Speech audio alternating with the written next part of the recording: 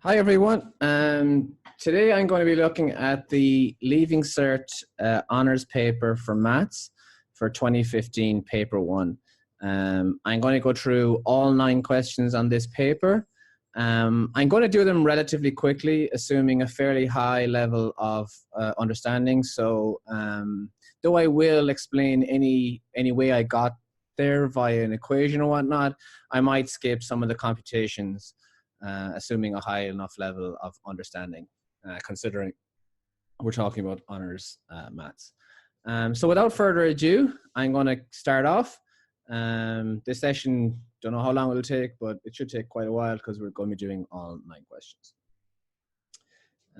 So question 1. So the first thing we're told is Mary threw a ball onto level ground from a height of 2 meters. And each time the ball hit the ground, it bounced back up to 3/4 of the height of the previous bounce as shown.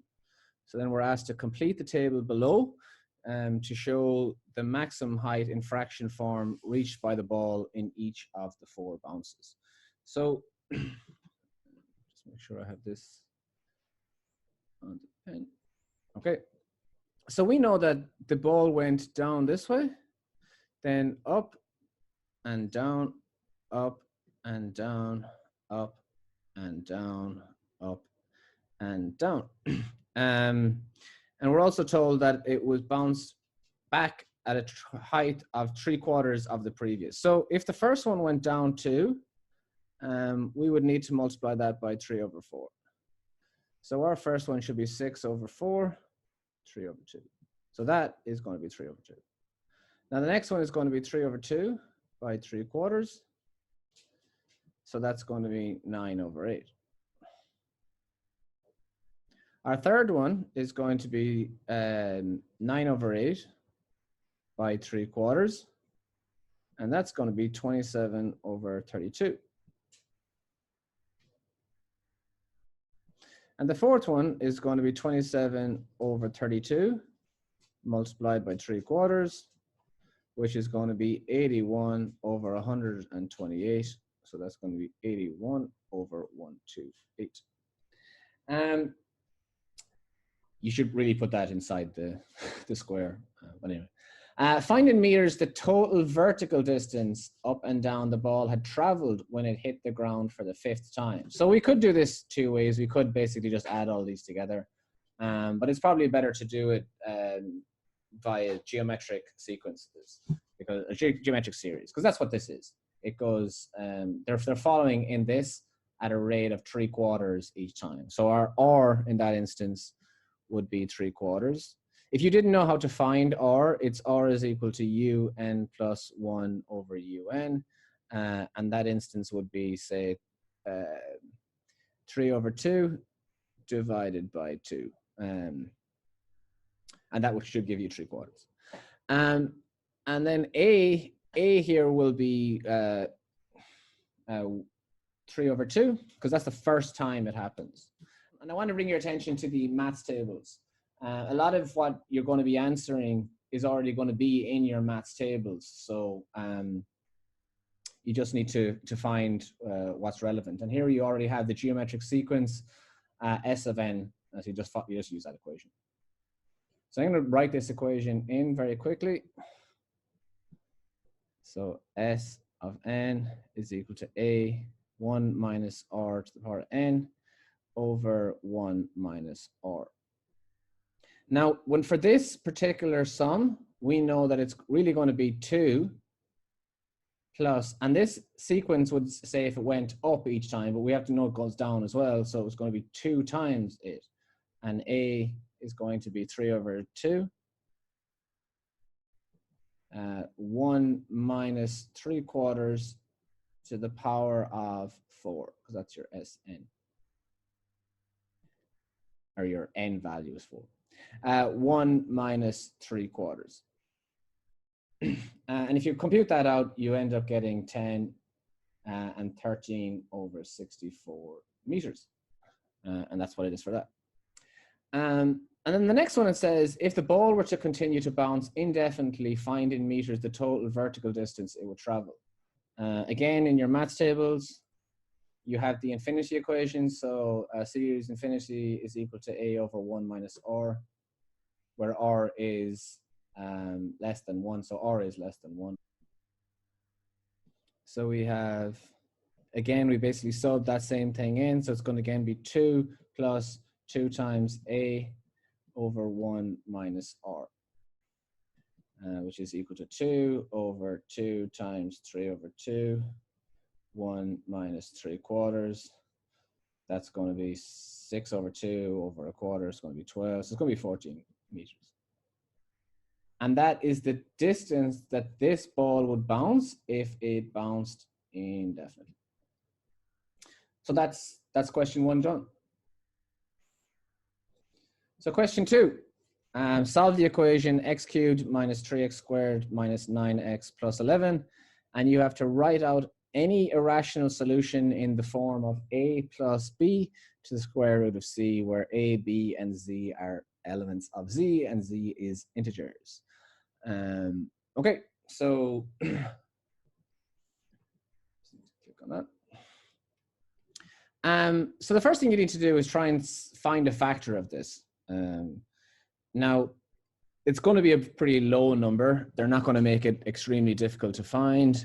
So you can imagine it's going to be 1, 2, 3 plus or minus or 0. It probably won't be higher than that. It definitely isn't going to be something like 27.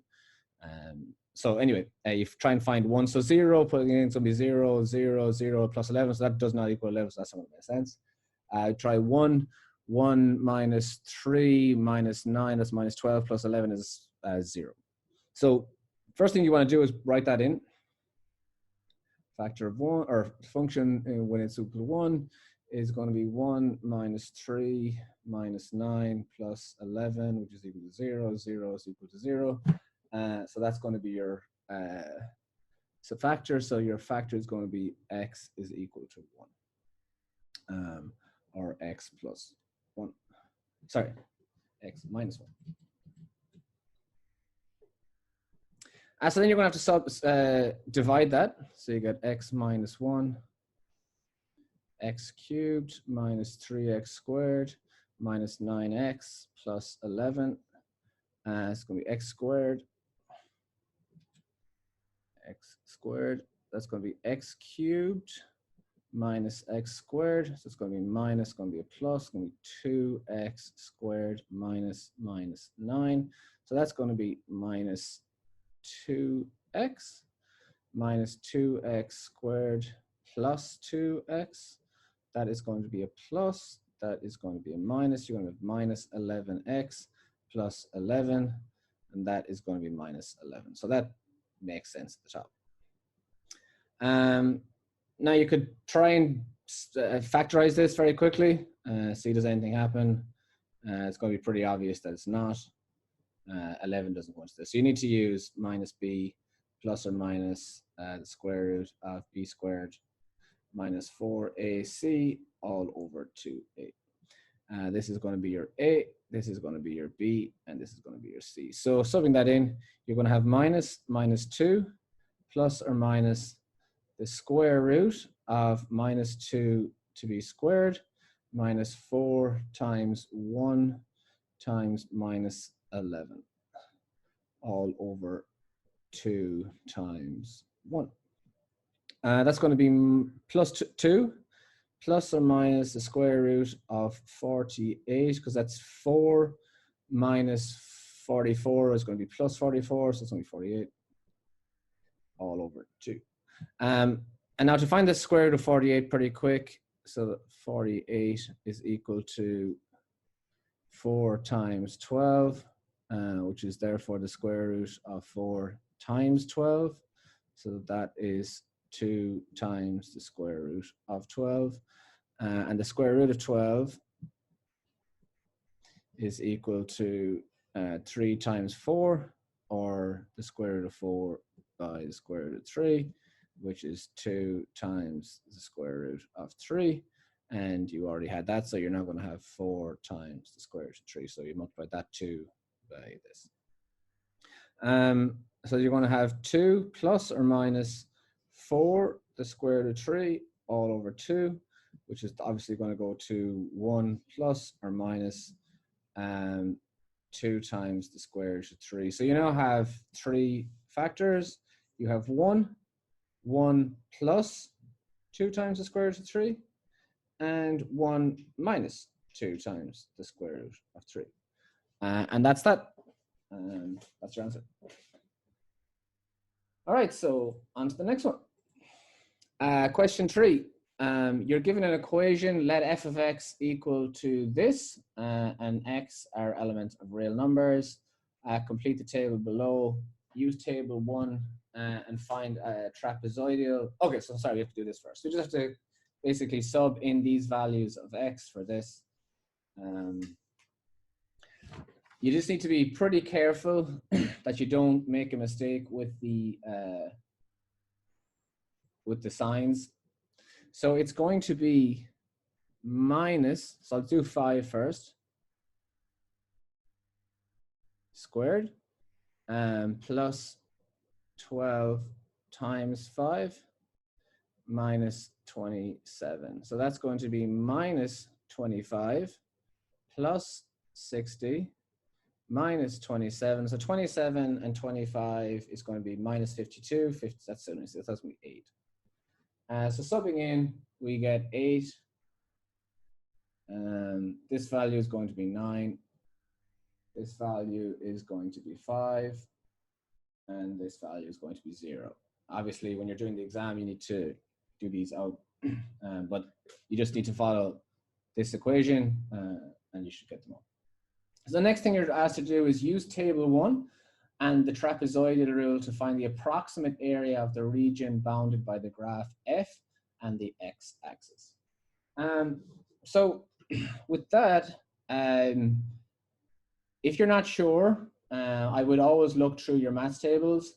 You probably don't know the trapezoidal rule off by heart, and this is the kind of thing you're going to find in the maths tables. And we have an equation for it here. So trapezoidal rule. So I'm going to make that a bit smaller. And I'm going to write my trapezoidal rule over here. So it's equal to h2, h over 2, y1 plus yn, which is my final value, which is going to be this one, plus 2 times the ones in between. So it's going to be y2 plus y3 plus dot dot dot plus yn minus 1. Okay, so now you have the rule. You know that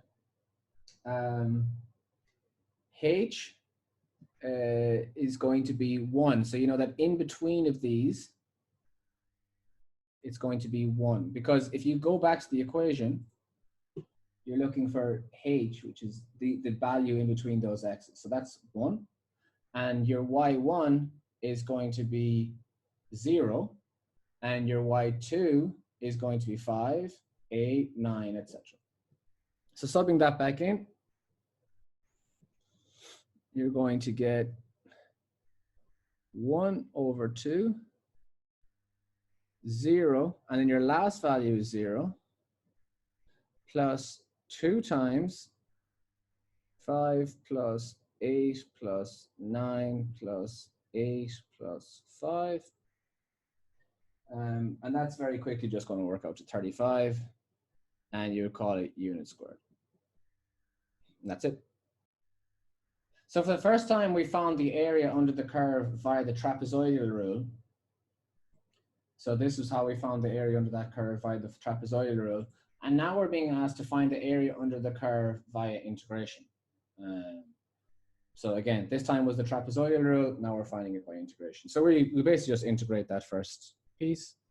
So that's going to be minus x cubed over 3 plus 12x squared over 2 minus 27x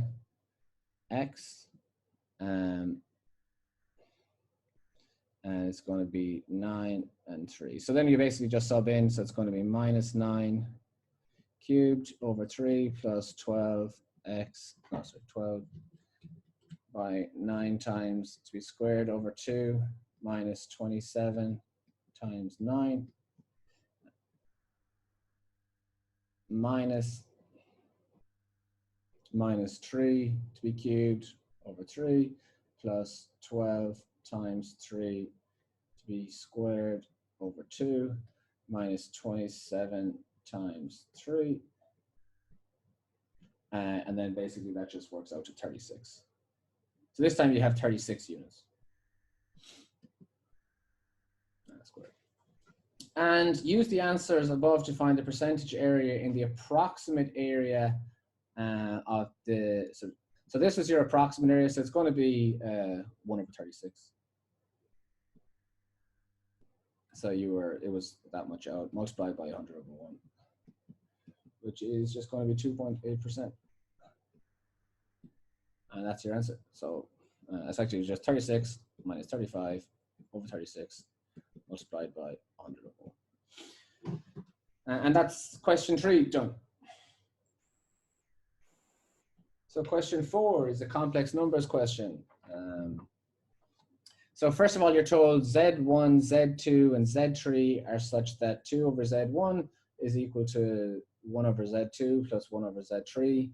You're told what Z2 is equal to and what Z3 is equal to. You know I squared is equal to minus 1, and you're being asked to write Z1 in the form of A plus BI, where A and B are integers. So first of all, we'll just write out what we have. I'll just do that over here. 2 over Z1 is equal to 1 over 2 plus 3i, and plus, get rid of this for the time being, and 1 over 3 minus 2i. So that's a 2, that's a zi. So I'll just do work on this side. So I'm going to end up with 2 plus 3i multiplied by 3 minus 2i. So just doing this side in the factors. So that's going to be 2 plus 3i plus 3 minus 2i, which is going to give us 5 plus i over 2 by 3 is 6.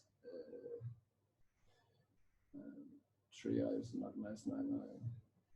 So it's going to give us 12 plus 5i, because the 6i's in the middle are going to cancel, because you're going to have plus 6i and minus 6i. And then you have that equal to 2 over Z1. So you then basically just cross multiply. Oh, sorry, you don't, not yet. You're going to need to get this on top. So it's going to be Z1 over 2 is equal to 12 plus 5i over 5 plus I. And now you need to know what to do with the denominator in this. You basically need to multiply it by 5 minus I and 5 minus I. So you need to get that Z1 on the top first. And now that you have it in this format, you're going to try to get rid of the i's on the bottom. So that is going to then leave you with 65 plus 13i over 26, because your I squareds on the bottom are going to cancel. Z1 over 2. And then you're just going to basically cross multiply into that, and you're going to be left with Z1 is equal to 5 plus I. Okay, so hopefully that should be pretty clear. The next thing you're asked is let W be a complex number such that W1, Wn is equal to 1, W is not equal to 1, and S is equal to 1 plus W squared plus blah, blah, blah, plus Wn minus 1. So that's going to, again, looks like a series question, a geometric series.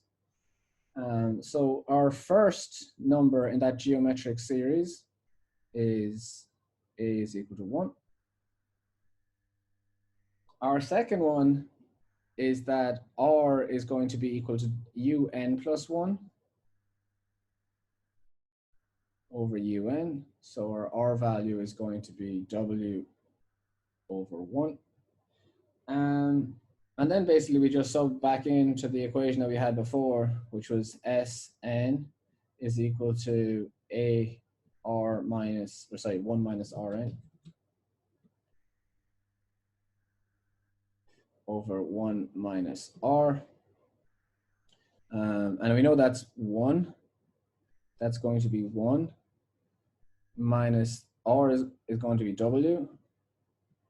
And N is going to be Wn. And we know that Wn is also equal to 1, so that's going to go to 1. All over 1 minus W. Now 1 minus 1 is 0. So your answer is 0. And that's it. So it's just important to know that you're looking for a series in this and how to sew it back in. Okay, so that's question 4. Hopefully that's pretty clear. Okay, so the next one is to solve the equation x is equal to the square root of x plus 6. So the most obvious thing to do would be to square both sides. So I'll just do that very quickly over here so I don't run out of space. X is equal to x plus 6. Bring them across, so you're going to have x squared minus x minus 6 is equal to 0. You're going to be left with x plus 2. X minus 2. X plus 2, x minus 3, because I'm looking for minus x. So that's going to be a living factor of x is equal to minus 2 and x is equal to 3. And now we need to figure out which one of these would be correct. So if we said minus 2 is equal to the square root of minus 2 plus 6. So that's minus 2 is equal to the square root of 4. And that's not necessarily true because it could be plus or minus. So then we say if 3 is equal to the square root of 3 plus 6, which is 3 is equal to the square root of 9, and that's correct. So that's the next one is to differentiate x with respect to x. So differentiate x minus the square root of x plus 6 with respect to x. So this is your function.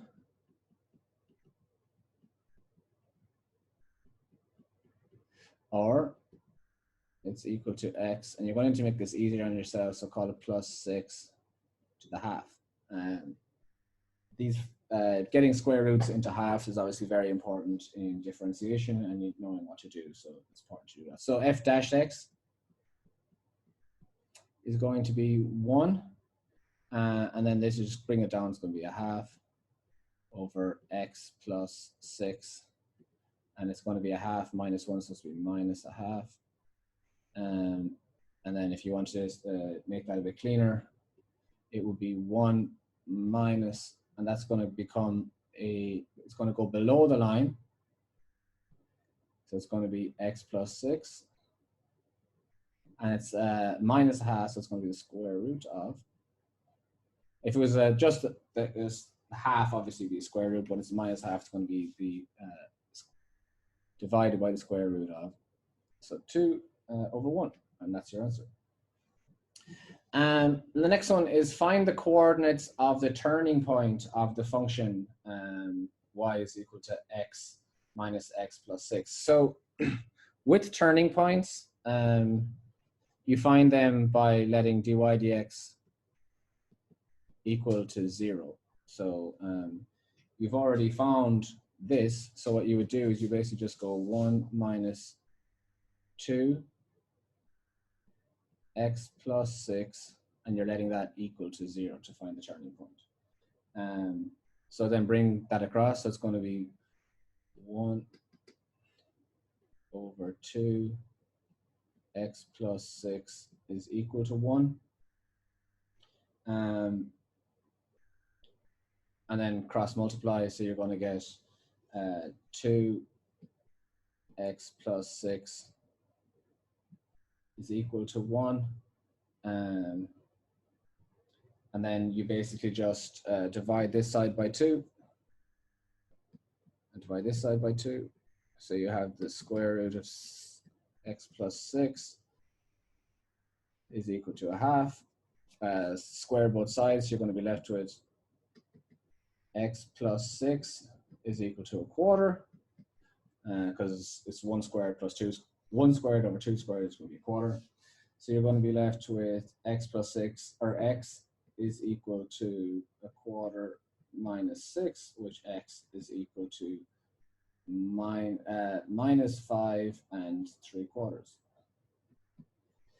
So now that you've found the value for x, you need to solve it back into this function of y. So you get y is equal to minus 5 3/4 minus that value, and you're going to end up with 6 1/4. So y is going to be minus 6 1/4, and that's your answer. Okay, so that's question 5 done. Hopefully that was clear. So question 6, this is basically a financials question. You should know that in our math tables, we have quite a bit of financial equations. So I'm just going to scroll to them here. So we've compound interest, present value, depreciation, and amortization, or the loan amount as it increases. So the first thing we know, we were asked, is Donna is arranging a loan and is examining 2 different repayment options. Bank A will charge him a monthly interest rate of 0.35%. Find correct to 3 significant figures the annual percentage rate that is equivalent to a monthly rate of 0.35%. And it's important here to kind of know what you have and then basically solve in accordingly. So we know that this is by month.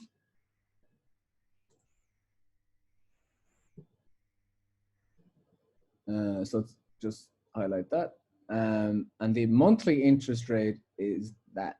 So in our compound interest formula, which is F is equal to P, which is the principal value, 1 plus, so I'll just say that. So F, funny F. F is equal to P, 1 plus I, and your I is obviously your interest rate, over T. Now, the easiest way to find this is Bank A will charge a monthly interest rate. Find correct to 3 significant figures the annual percentage rate that is equivalent to a monthly interest rate of 0.35%. So the easiest thing really to do is to let P equal to 1, as in it's £1 or €1, whatever. So 1 plus, and that's going to be 0. And it's important to know how many decimals. So that's 0.35%. So 1% is equal to 0.01, and obviously 0.1% is equal to even less, so 0.001. And then your time in this instance is going to be 12, because there's 12 months in this period. And basically, once you found that, you're going to end up with 1.042818. And then your percentage for the year is going to be 4.28%. And that's it. So Bank B then will charge him a rate that is equivalent to an APR of 4.5%. Find correct to 3 significant figures the monthly interest rate that is equivalent to an APR of 4.5%. So this time we know that F is going to be 1.045. We know the P again is just going to be 1. So it's going to be 1 plus, and this time we're looking for I, and we know that T is going to be 12 still, because we're still looking for the monthly interest rate. And that's equivalent to this. So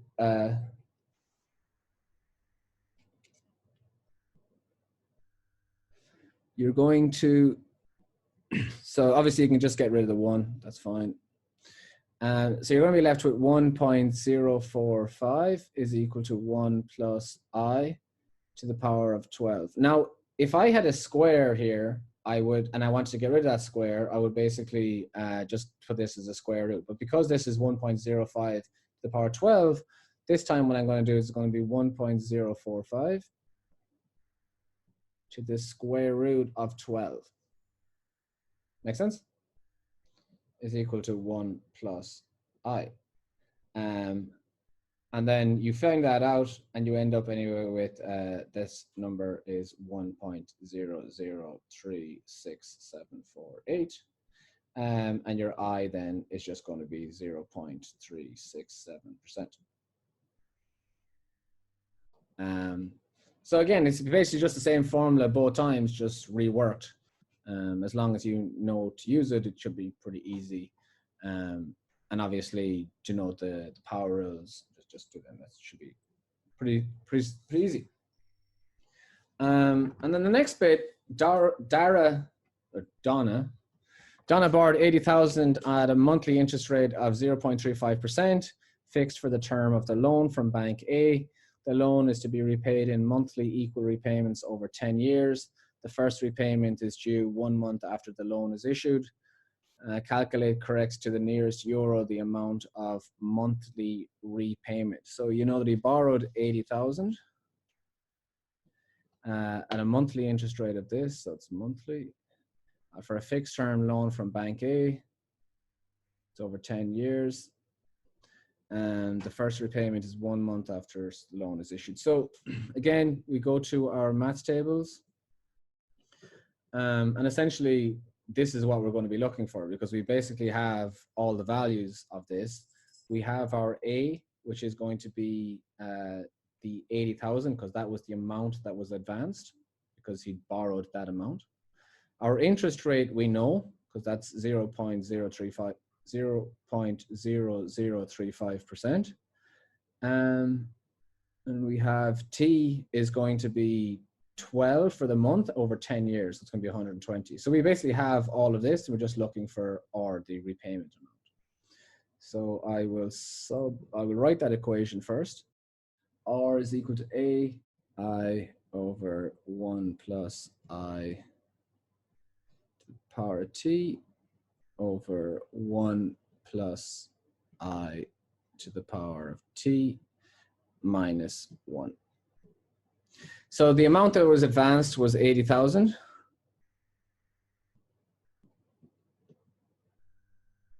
Our interest rate was I, that was 0.0035. And then it's 1 plus 0.0035. And this is going to be T. So as I said, it's going to be 10 years at 12 months. It's going to be 120 all over. That's just going to be 1.0035 to the power of 120 minus 1. And that's just basically going to work out to 817.59 euros. And it says calculate the answer to the nearest euro. So that's going to be 818. So with these, obviously one of the most important things is to write out the equation. It's half the battle, really. The rest is just subbing in numbers, provided you know where to find this equation.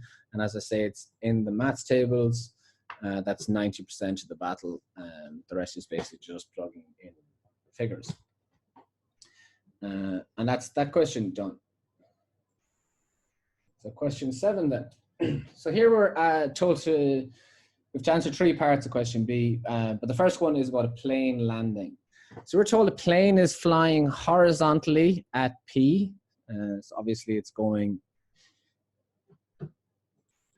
in this direction. At a height of 150 meters above ground level. Okay, so that's 150 meters or 0.15 K. When it makes its descent, P is 5 kilometers horizontally, so that's fine. From the touchdown point 0, the plane lands horizontally at 0, fine. So taking O as the origin, which is at the point X of fx, approximately describe the path of the plane's descent, where f of x is equal to this function, and the x values are -5. So x, okay, so that's going to be -5. That's going to be -4, -3, -2, -1, and that's obviously 0 or O. And both x and f of x are measured in kilometers. So fine, so he's changed, that's why he's done that. So first of all, show that d is equal to 0. Fine, so that's the first thing we need to do.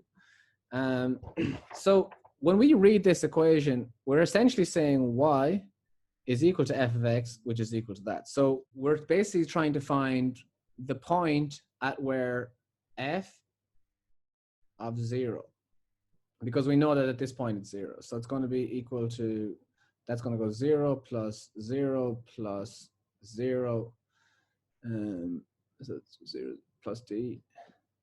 And we know that it's equal to 0 because we're told that y, we're trying to find that point at y is equal to 0. So d is equal to 0. So that makes sense. Use the fact that P is the point -5, 0, 1, 5, or otherwise to show that C is equal to 0. So using the fact that P is the point, so we know that the point, we know that the x value again is going to be -5, so we'll put that in.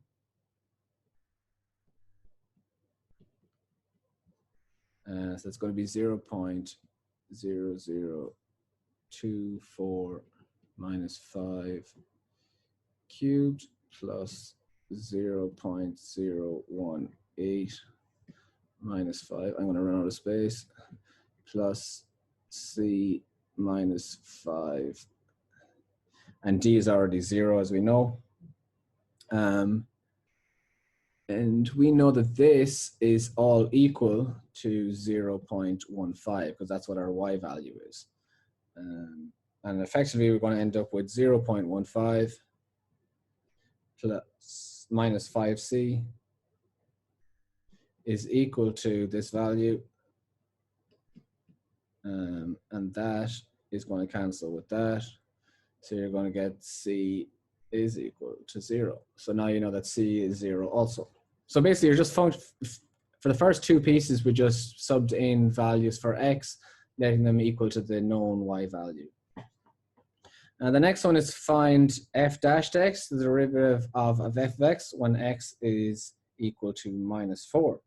So to find the derivative of this, it's just going to be 0.0076, so f dashed x. 3 times that is 72 x squared plus twice that is 0.136, 0.036 x, and c and d are already 0, so that's all we write out there. And now we find when f dashed of -4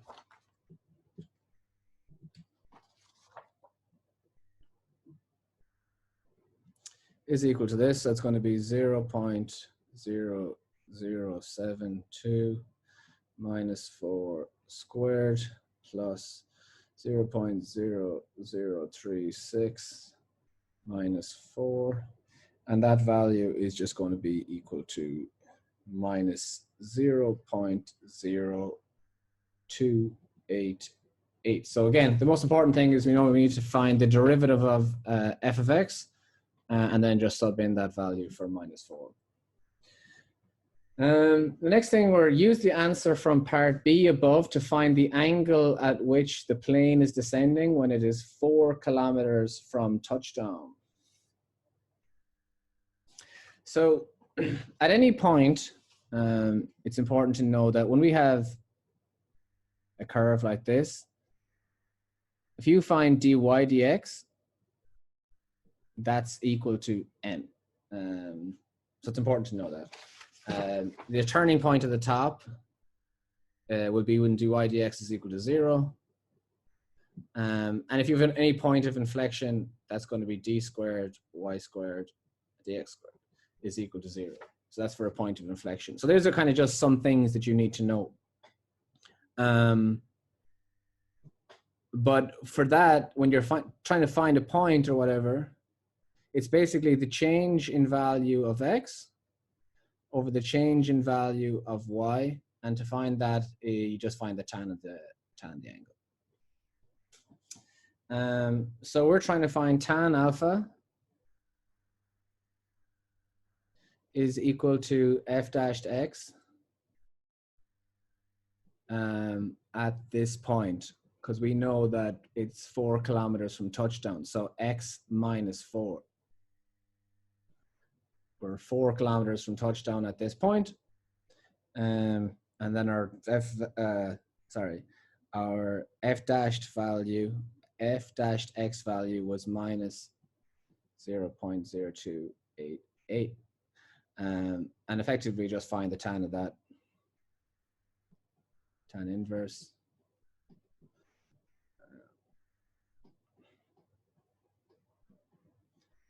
And that's going to be 1.6 degrees roughly, and it says to the nearest degree, so you need to change it to 2. It's important to know this. So the tan of y over, or sorry, the change in y over the change of x is equal to the tan value. Another thing that might be useful is tan alpha is equal to m. You should have known that, but these things are just important to know, and they come up a lot. And being able to understand them is obviously very important. In fact, we're just going to see the second of those right now, because it's telling us that show this is a point of inflection on the curve at y is equal to f of x. So as I said, when we can find a point of inflection when the second derivative is equal to 0. So this was our first derivative, so 0.072 x squared. So this is going to become f double dashed x is equal to 0.0144 x plus 0.036. So that's our second derivative. And in order to find the point of inflection, as I said, it's going to be d squared y over dx squared when that's equal to 0. So we're going to let this figure, or this equation, equal to 0. I don't have an awful lot of space here. And that's going to give us a value of x is equal to minus 2.5. Now, in order to find the value of y, we sub that value back into our original equation. F of x was that. So I'm just going to sub, not f of x this time, I'm just going to put in the actual value I received. So that's minus 2.5 is equal to 0.0024 minus 2.5 to be cubed plus da da da da da. And that is going to be equal to 0.075. So your value is minus 2.5 and 0.075, which is what we had originally. So we're good. And now the next thing we're asked is if xy is a point on the curve, y is equal to f of x, verify that this is also a point on f of x. So we know that f of x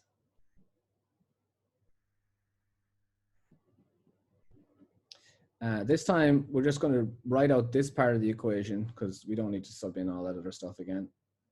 So it's 0.0024x cubed plus 0.018 x squared. And this, at this stage, our cx and plus d have completely dropped off. So we're going to use it for the function of 1 minus x minus 5. And then you're basically just going to sub those in. So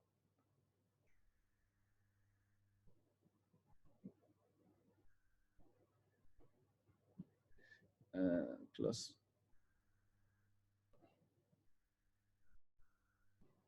very quickly, this is what it's equal to, 0.024. I keep missing the extra 0. So it's that x minus x cubed minus 15x squared minus 75x plus minus 125. Again, I'm assuming a fairly decent level of understanding from this sort of stuff for me, so I'm not working all these things out. And that should be x squared, by the way. That would be 0.018 multiplied by x squared plus 10x plus 25. I'm going to get rid of this altogether for the time being.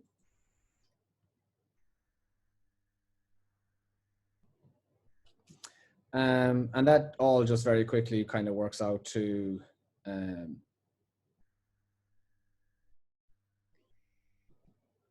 0.024 x cubed plus 0.018 x squared plus 0.15. Now we can get rid of this bit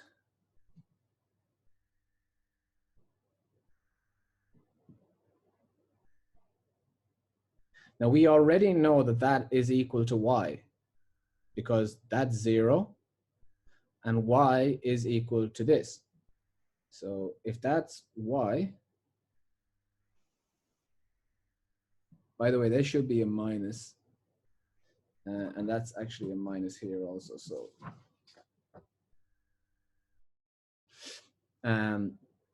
so 2 minuses, and when we can change this from that to basically minus y. And in our equation, we were asked to find minus y plus. So our bit is minus y plus 0.15. So that was correct. And it's just important to know that,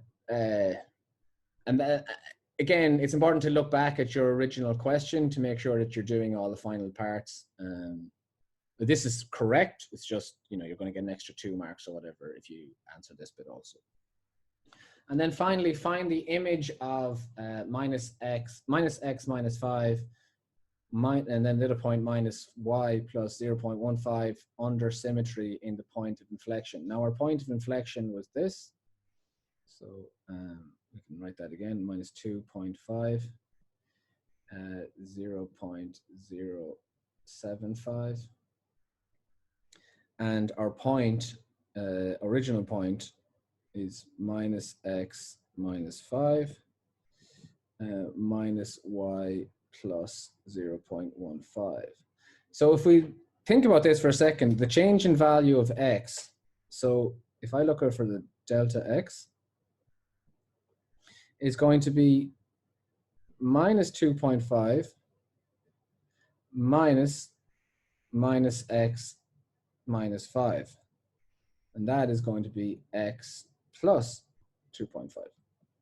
And the change in value of y through this point of inflection is 0.075 minus this value, minus y plus 0.15.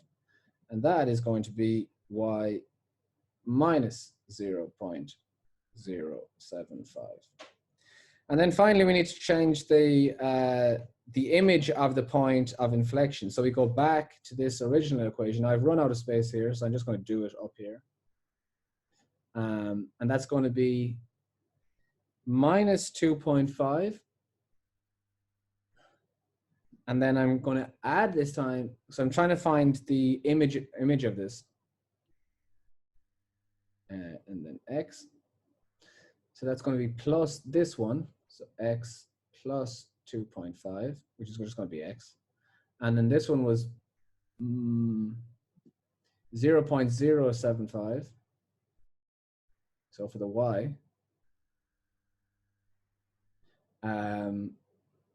Plus y minus 0.075. And that's equal to y. So xy is an image. And we've already seen that, haven't we?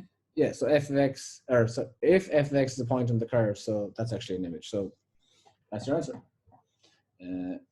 Okay, so on to the next bit. All right, so here we're told an oil spill occurs offshore in an area of calm water with no currents. The oil is spilling at a rate of 4 by 10 to the power 6 centimeters cubed per minute. The oil floats on top of the water. Complete the table below to show the total volume of oil on water and each of the first 6 minutes of the oil spill. So we are told that the oil is spilling at a rate of 4 by 10 to the power 6 centimeters cubed per minute. And we know that in the second minute it's 8, so this is going to be pretty simple. So that's just going to be 4, 12, 16, 20, and 24. So nice and easy to start. So it says draw a graph to show the total volume of water over the first 6 minutes. So that's going to be that. Here, here. It's going to be linear. Okay, that's pretty easy so far. Find an equation for VT, the volume of oil in the water in centimeters cubed after t minutes. Well, we can see that they're directly proportional. So volume is directly proportional to the time. So that essentially just means that it's going to be 4 by 10 to the power 6 multiplied by time, and that's it. So our VT is equal to that, because we know that it's directly proportional. So if we change a value of this, so it goes to 2, it's at 8, it goes to 3, it's at 12, etc., etc. Now, the next thing we're asked is the spilled oil forms a circular oil slick in 1 millimeter thick. Write an equation for the volume of oil in the slick in centimeters cubed when the radius is RCN. So again, you need to go to your maths tables. These kind of questions come up a lot, so being able to identify kind of what needs to do with them is obviously very important.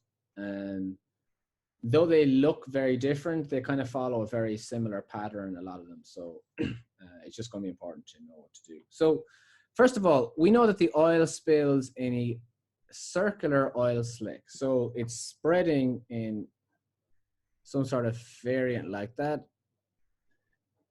This is a terrible drawing, but that's 1 millimeter and it's going in a circle. So we need to find the volume of oil in the slick. So if we know the volume is going to be pi r squared h of a cylinder.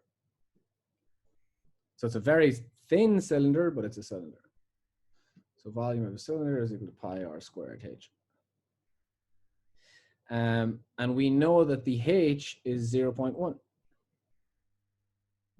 We know that the r is just r, cm.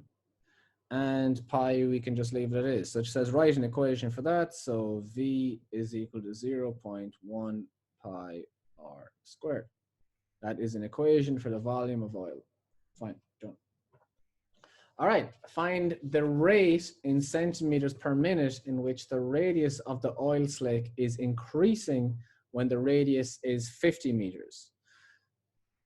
Okay, so we're basically trying to find the rate at which the radius is increasing with respect to time.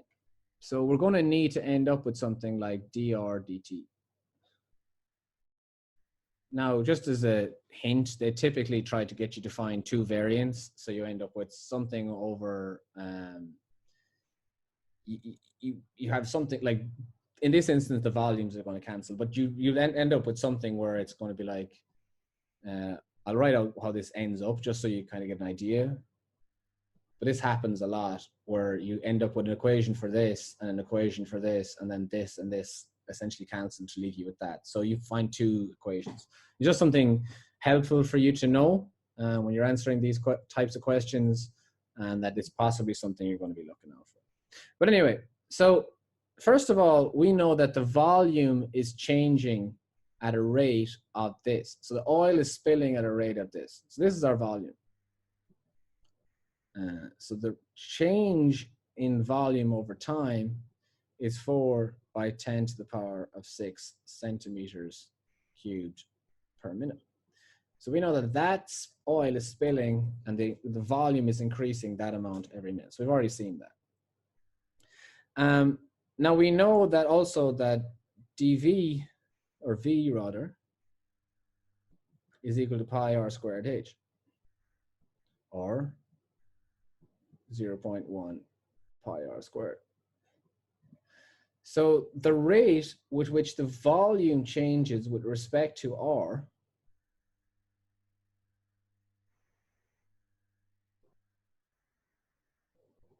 is going to be 0.2 pi r. And now we're looking for dr dt because we're looking for, find the rate in centimeters per minute at which the oil in the slick is increasing. So so how much is the radius increasing with respect to time? So we have dv dt over dv dr. So we essentially need to get dr dt, which is equal to dr divided by dv multiplied by dv divided by dt. Now we have this, we kind of have this, we need to flip it. So essentially we'd end up with dr dv. So that's going to be 1 over 0.2 pi r multiplied by dv dt, which is 4 by 10 to the power 6. And that's going to leave you with 4 by 10 to the power 6 over 0.2 pi. And we know the radius is, for the final equation, is 50 meters, and we're looking for it in centimeters. So that's going to be 5,000. And if you work that out, it's going to be 1273 centimeters per minute. Yeah, because it's in centimeters per minute. So that's your answer. So again, it's important to know with these kind of questions, you're looking for something. So you're looking for the rate that it's increasing with respect to time, and you need to solve for that. And generally end up in an equation like this where you have a dr dt and you need to find, throw out the workings like dr over dv or dv over dr, dv over dt, and work them into a situation where you can get back to dr dt. And that's basically, once you do that, you've answered the question.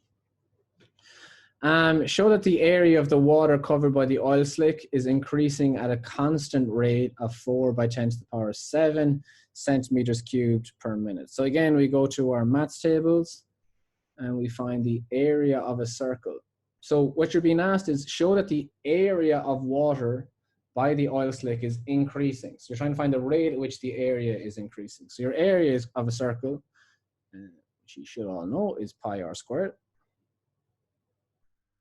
And we're looking for the rate of the area that changes with respect to time, because we said that show the area of water covered by the oil slick is increasing at a constant rate. So we're trying to find the area that it's increasing. So dA divided by dt. So we're trying to find the rate that the area is changing with respect to time. Now, we already have an equation for how the radius is changing with respect to time. So ideally what we would try and find is an equation where the area is changing with respect to the radius. So if we said this and said dA dr is equal to 2 pi r, we already know that, which is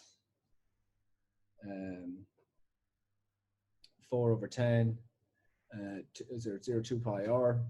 So we can just basically sub that back in.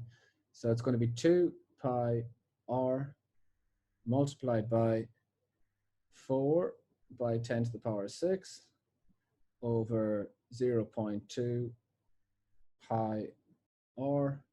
Most of this is going to cancel, so that's going to cancel with that. That is going to cancel with that. That is going to make that 10. That is going to be 4 by 10 to the power 7 centimeters cubed per minute.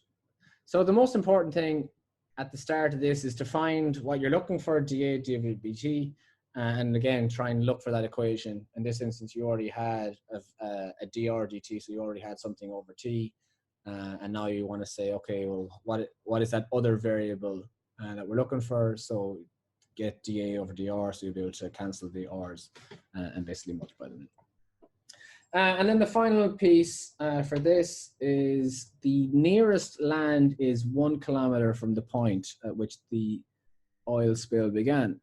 So we have an oil spill. We know that it started here, and this is 1 kilometer away. Okay, now find out how long it will take the oil slick to reach land. So our area, does it give us anything else? It's looking for it in where everything is in centimeters. So I'm going to change this to centimeters. That's equal to the equivalent of 10 to the power of 5 cm. So our area, again, is going to be pi r squared. And that's going to be 10 to the power of 5 to be squared. So our area is pi 10 to the power of 10. And our time is going to be pi of 10 to the power of 10 divided by the rate at which it's increasing per minute. So we know that it's increasing at this amount per minute. So this one. This is show the area of water covered by the oil slick is increasing. So this is the rate that the area is increasing. So this is how far it is, and this is the rate that it's increasing, 10 to the power 7. And that is going to leave you with pi 10 cubed over 4, which is going to be 785 and something minutes. And our answer is asking correct to the nearest hour, which is basically 13 hours. And that's that question done. Hopefully that's clear. And then finally, the last question on this paper.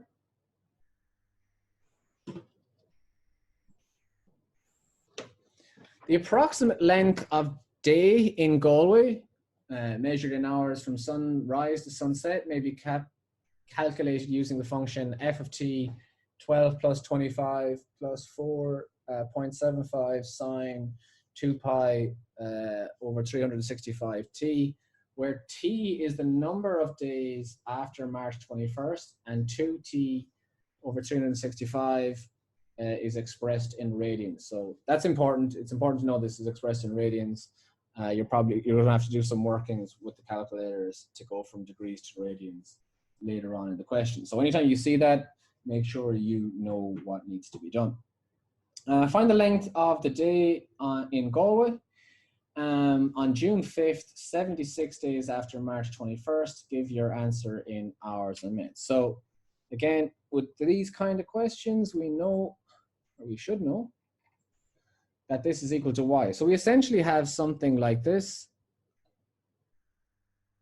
This is the days. You can call this March 21st if you want, so 0.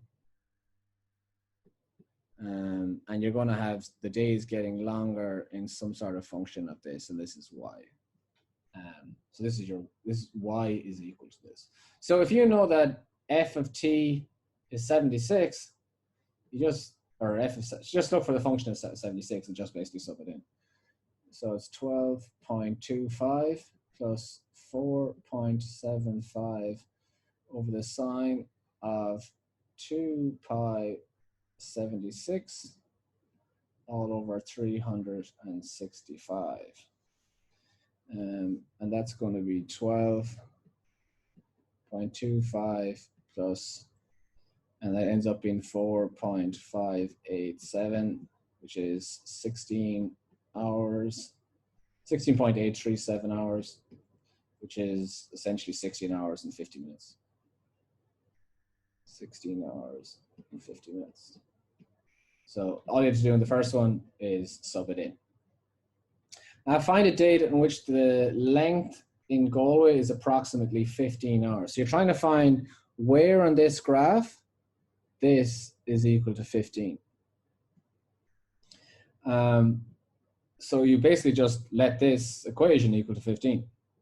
So it's 12.25 plus 4.75 sine of 2 pi over 365 t is equal to 15.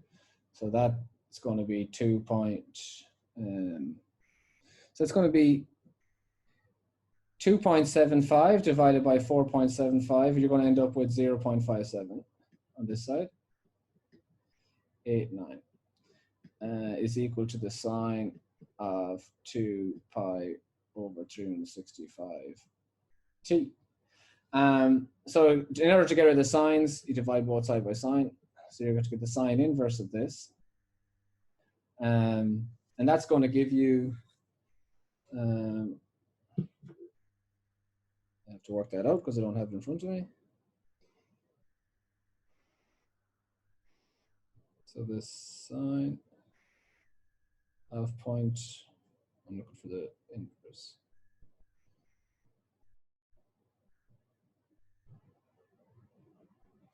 So that's going to give me 61.7.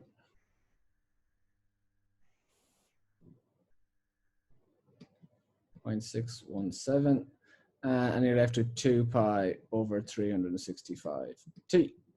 And then t is equal to 35.87. So that's the first thing. Hopefully that's pretty clear. So then find f dash t, the derivative of f of t. So if you know that this is f of t, you need to find the derivative. So that's just going to go straight away. So it's going to be f dash t is equal to, now a pretty simple thing that I don't know if you know this, but if you don't, this will help.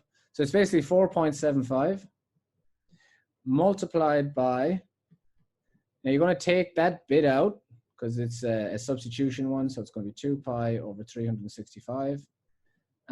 The differentiation of sine is cosine, I believe. So again, in your maths tables, we solve the calculus, and it's here. So the sine is plus cosine.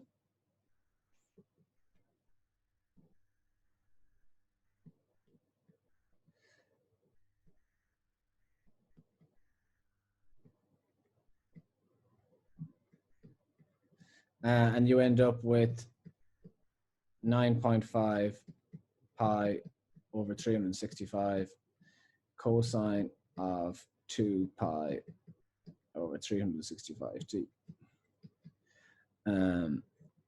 Again, for this, it does make it a lot easier if you know that rule, but I mean, you can do it by the proper substitution method, letting that part equal u and figure something out. But it makes it a lot easier for these substitution ones with sines and cosines and whatnot. You basically take this part out, put it here, 2 pi over 365, change this because it goes from sine to cosine, and leave your original piece in, and that's all you need to do. Hence or otherwise, find the length of the longest day in Galway. So we're trying to find a point at which dy dx is equal to 0, because if we want to find the top, we need to find where the turning point is equal to 0. So again, for a turning point, dy dx must be equal to 0. So we're trying to find the point at the top. We know f dash t. So we're going to say 9.5 over 365 times pi cosine of 2 pi over 365 t is equal to 0. So we're just going to straight away cancel that bit because I'm going to divide this bit by 9.5 over 365 pi, and I'm going to divide this by it. So it just disappears. And then I'm going to find this. I'm going to bring the cosine across again. So I'm going to divide this by cosine. So cosine inverse of 0 is going to be 90 degrees. It's going to be pi over 2. So again, cosine inverse of 0 is equal to 90, but because we're working in radians, this is going to be pi over 2. And that is going to be 2 pi t over 365 is equal to that.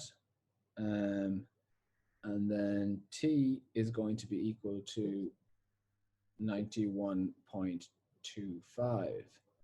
Now find the length of the day. So what this has given us is, it has given us that it is 91.25 days away. So I need to sub that back into my original equation, which was f of t. I don't have an awful lot of space, so I'm going to close this down. And I'll do it up here.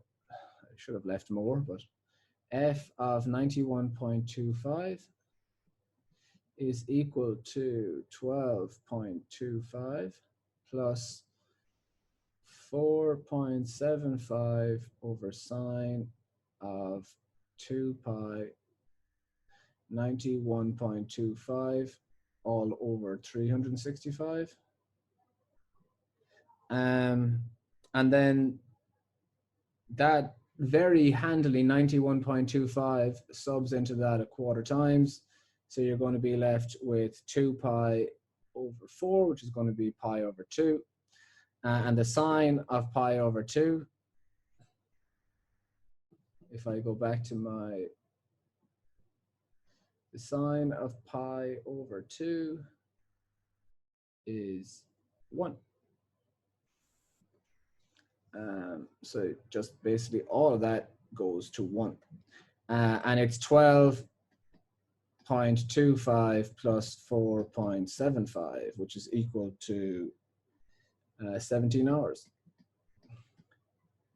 Now, if you are really on the ball, you could have skipped all this step and said, the sine of this at the top of the wave is going to be equal to 1. This value is 12.25 plus 4.75. And that would be the answer. So if you're really on the ball, you could have skipped this part completely and just wrote that down. And again, that would be 100% correct, as long as you mentioned it in your workings.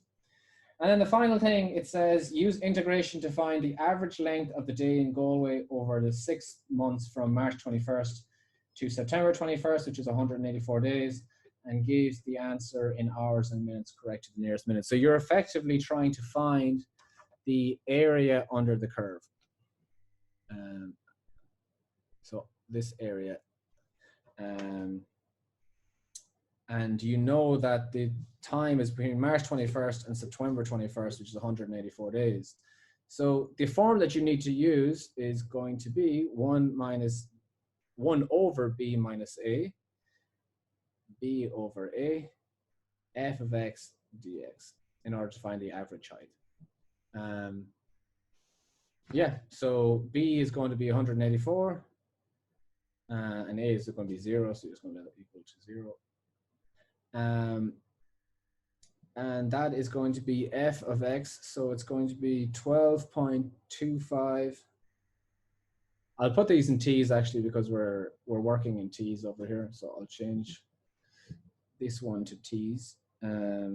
So it's going to be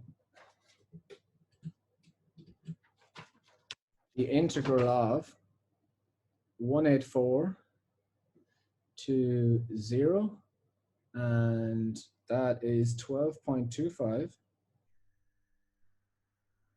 plus 4.75 sine of 2 pi over 365 t all by dt. So that's going to be 1 over 184 of 12.25 t minus, because the sign is going to be cos, it's going to be minus 4.75. So a nice little rule when you have something like sine over 2 pi over 365 is if you have like f of x, well, it's going to be equal to the integral of f of x dx. But if you have something like f ax plus b, it's going to be equal to 1 over a, the integral of f of x, or f of ax plus b dx. So with that in mind, we're going to bring this across, have a 1a, but it's going to invert itself. So it's going to be 365 over 2 pi. And then that's going to be, as I said, that's going to be a minus, it's going to be a cosine of 2 pi 365 t. And our limits are going to be 184 and 0. So the 0 part is straight away just going to go away. And you're going to be left with 1 over 184 times, subbing in 184 for this is 2807,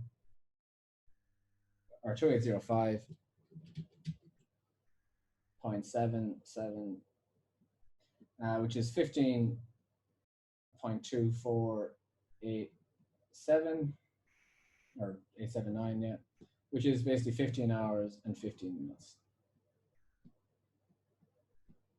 And that is, use integration, that's the average length in the day. So that's your average length. And that's the answer to question 9. Hopefully that was pretty clear. Thank you very much for your time. I will be doing a few more of these videos over the next few days, and I will be posting them. So please feel free to subscribe.